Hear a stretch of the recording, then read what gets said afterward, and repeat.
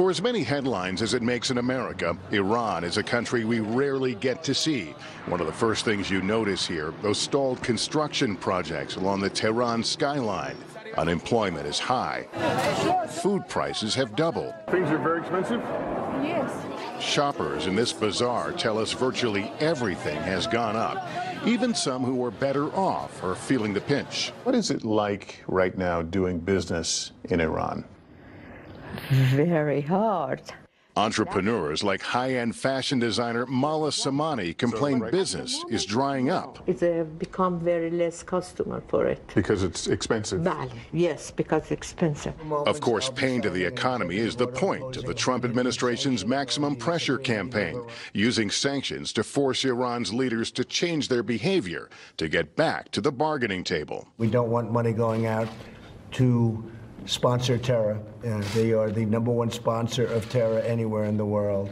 Back at home with Reza and Zara, they tell us those American sanctions were a surprise. Many people didn't expect this, and they thought that as Iran stuck by its part of the deal, the United States would do the same. Still, we found not all Iranians are blaming the U.S. Tell me about the economy. It's terrible. It's very bad. Do you blame the United States?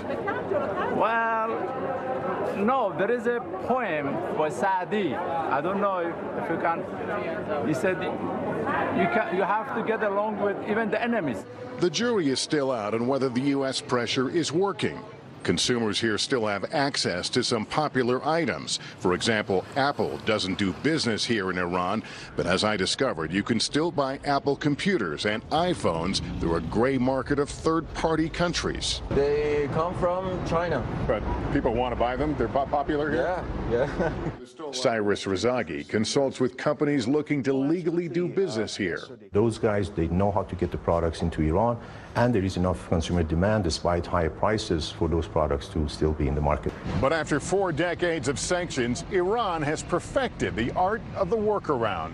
Take oil, Iran's most valuable commodity. The U.S. effort to cut off Iran's oil exports has cost the country billions of dollars in revenue. But Iran's central bank governor insisting to me much still gets through. Can you put a number on it? How much oil you are still able to export? As Mr. Trump has announced, we are exporting oil. Please let us keep the process to ourselves. NBC's Tehran bureau chief Ali Arouzi has covered Iran for 12 years. This is not a country on the brink of collapse by any means. They figured out ways of circumventing sanctions, and they're used to sanctions. But for how long? That's the critical question the U.S. is testing tonight.